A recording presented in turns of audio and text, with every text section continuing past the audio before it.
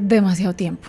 Creo que hemos vivido permanentemente en guerra, hemos vivido permanentemente con ese sinsabor. Yo la verdad quería plasmar todo lo que había vivido como señorita Colombia durante tanto tiempo. Muchas veces esos momentos puntuales que son tan especiales pasan al olvido, se nos olvida y demás, y yo no quería que eso pasara. Entonces durante todos mis viajes por toda Colombia yo tomaba notas, no pensando que iba a escribir un libro, sino tal vez para que nunca se me olvidara, y era casi que un diario. Y a medida que fue pasando el tiempo empecé a consolidar más mis ideas, y cuando llego a Miss Universo en enero del 2020 me reúno con Planeta y me dicen que si, ¿por qué no escribo un libro? Y yo le dije, perfecto, tengo todo ya listo, tengo todas las notas, sé de que lo quiero escribir y por eso lo escribí. Esto fue un hijo en el que me dediqué durante 1 año y medio todos los días trabajando en él. Fue un sueño, la verdad, cumplido. Entonces sí tuve un editor que estuvo pendiente como de mis entregas, que cumpliera con las fechas para poder alcanzar a publicar cuando queríamos publicar, pero el libro lo escribí 100% yo.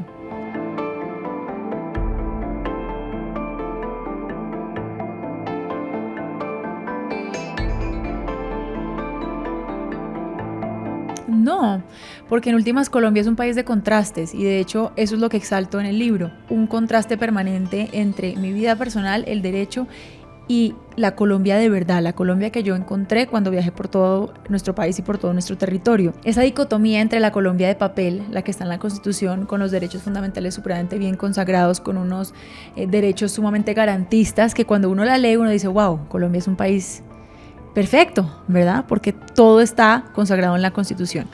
Pero cuando uno vaya al territorio uno se da cuenta que la Constitución no se aplica, que en papel es hermosa, sí, pero que en la realidad no se cumplen los derechos, y por esa razón hago ese contraste. Ahora, con respecto a los reinados, creo que es la señorita Colombia, y no puedo hablar de todos los reinados porque solamente participé en uno, pero en el mío la señorita Colombia se dedica 100% de su vida, de su tiempo, de todo, se entrega en cuerpo y alma por construir país, por hacer que Colombia sea mejor. Y por eso creo que sí hacemos mucho por este país, independientemente de que sea a través de un reinado.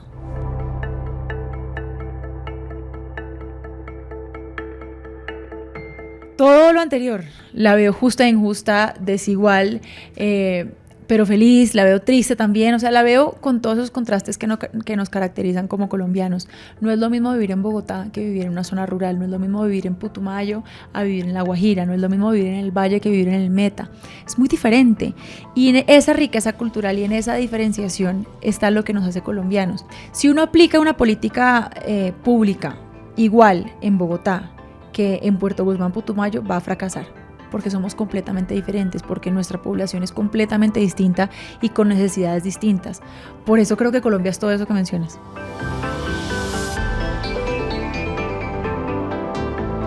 Sí, lo haría siempre y cuando esté en las mismas condiciones que hace unos años cuando participé. Es decir, hoy en día creo que ya no volvería a participar en otro reinado habiendo participado en el anterior, pero si nunca he participado en uno, probablemente sí. O sea, a mí ser señorita Colombia me cambió la vida, me cambió la perspectiva, me abrió la cabeza completamente, me dio a conocer una realidad que ya sabía que existía, porque uno en televisión ve todo lo que pasa todos los días y yo soy una persona que está completamente informada todo el tiempo, pero vivirlo en carne propia, ver el hambre de este país en vivo y en directo, pues es una cosa completamente diferente, y creo que eso hace que uno adquiera una perspectiva mucho más amplia y mucho más precisa de la realidad nacional. Entonces sí volvería a participar, y soy una persona totalmente diferente de lo que era hace unos años.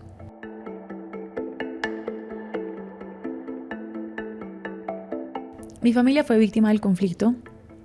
A mi abuelo lo secuestraron y eso lo cuento en el libro. Entonces nuestra relación con la paz era sumamente problemática porque estábamos al principio en contra de negociar una salida al conflicto armado, teniendo en cuenta que de cierta manera habíamos sufrido en carne propia lo que era el conflicto. Y cuento la transición que empecé a hacer, pero en últimas termino cerrando con un viaje particular que fue, que ya les mencioné, a Puerto Guzmán, Putumayo. Y Puerto Guzmán es una zona roja de conflicto armado, o fue una zona roja de conflicto armado durante mucho tiempo. Cuando viajamos allá, fuimos en una jornada de alimentación con FENAVI para hacer una jornada para celebrar el Día de la Niñez. Se pararon 5 niños, chiquiticos, y se le preguntó, ¿qué quiere ser cuando grande? Pues estos niños todos querían ser o policía o militar. ¿Por qué? Porque para ellos eran héroes, ellos querían ser héroes cuando grandes y esa era la realidad del lugar. Vivían completamente enfrascados en un sitio en donde la figura del héroe era nuestras fuerzas públicas, ¿verdad? Y otra cosa que me llamó la atención es que absolutamente todo el territorio estaba empapelado con palomas de la paz. O sea, era un lugar en donde habían sufrido en carne propia el conflicto, donde muchos habían sido víctimas, donde había toque de queda permanente, pero aún así soñaban con la paz.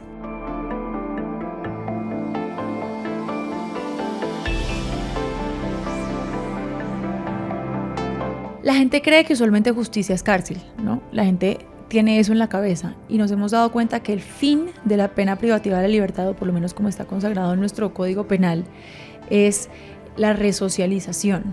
Entonces yo creo que cuando hay una salida negociada, de cierta manera hay una resocialización y que en últimas lo que se busca es justicia, pero no justicia concebida como la gente piensa que es cárcel, sino más bien que las víctimas encuentren su paz interna, encuentren la forma de sanar, encuentren la forma de seguir adelante. E incluso si vamos más allá, la justicia no equivale a la pena privativa de la libertad. Entonces, desde el derecho lo podemos ver y por eso creo que cuando hablamos de paz tenemos que concebir la justicia de otra manera. No estoy diciendo que la cárcel no sirva o que la cárcel deba ser abolida, por el contrario, la cárcel se debe utilizar cuando se requiera. En esos casos particulares de violadores de niños, cárcel, por supuesto, eso está tipificado. Lo que voy es específicamente en el marco del conflicto armado, hablando específicamente de la paz con las extintas FARC, no hablo de las disidencias, sino de las que están sometidas a un proceso de reinserción. Ahí la justicia opera de manera diferente, porque lo que se busca es sanar a tantas víctimas de conflicto armado, pero quienes cometan delitos y quienes atenten contra la población civil y quienes atenten contra derechos fundamentales y quienes se enmarquen de lo que está establecido como un delito en el Código Penal y deba ir a cárcel, por supuesto que la cárcel. Pues desde la radio, lo que estoy haciendo desde la veeduría ciudadana, ustedes más que nadie saben que uno se dedica permanentemente a ver qué es lo que está pasando.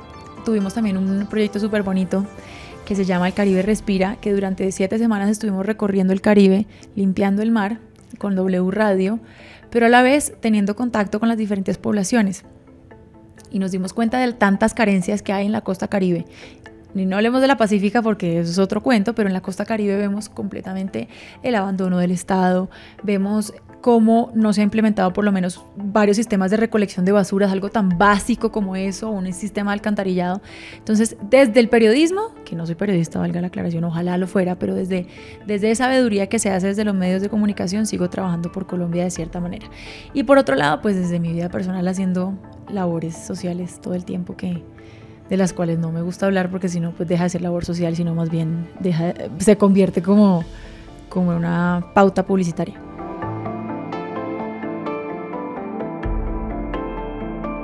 Sí, la comparto. A ver, yo creo que llevamos enfrascados en un conflicto demasiado tiempo. Hemos vivido permanentemente con ese sinsabor. En Cali, de hecho, de donde soy yo, se vivió el conflicto de una manera desgarradora. O sea, a mi abuelo lo secuestraron, sí, pero mi abuelo regresó con vida. Pero muchas personas no. Y nosotros incluso en el colegio teníamos un protocolo en caso de que se metiera la guerrilla. A 5 minutos de mi colegio se metieron a la iglesia de la María y secuestraron 200 personas. Por eso creo que es justo que salgamos de eso, que soñemos con un país diferente. Falta mucho, sí, y hay personas que se desmovilizaron y se volvieron a armar, sí, y hay atentados, sí, y, mejor dicho, pero nadie nos puede quitar el sueño de crecer con un país diferente, de construir un país distinto, de crecer con un país en paz. Entonces yo sí confío que por lo menos esto es una primera piedra para seguir construyendo sobre ella. Yo no creo que el gobierno actual o el fin del gobierno actual sea derrumbar la paz, por el contrario, yo creo que sí tienen motivación de seguir construyéndola. ¿Qué falta? Sí, pero yo sí sueño con que los gobiernos posteriores, los que se vengan ahorita a partir del 2022, van a seguir construyendo sobre ella. O sea, ya lo que quedó, que la podemos mejorar, sí, y va a pasar.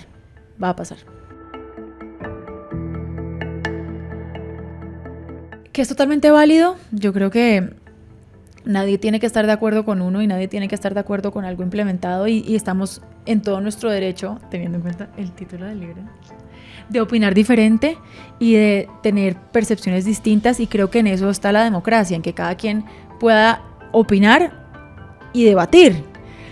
Nada es perfecto, ningún modelo es perfecto, y si no hay debate y si no hay contrastación, pues es imposible que algo mejore. Entonces, bienvenida a la crítica, bienvenida la disertación, porque es la única forma de que la democracia se consolide. Un saludo muy especial a todos los lectores de Pulso. Quiero invitarlos a que conozcan mi nuevo libro, se llama En todo su derecho, ya están disponibles en todas las librerías del país. Ojalá lo lean, ojalá les quede algo y ojalá les guste. Un beso.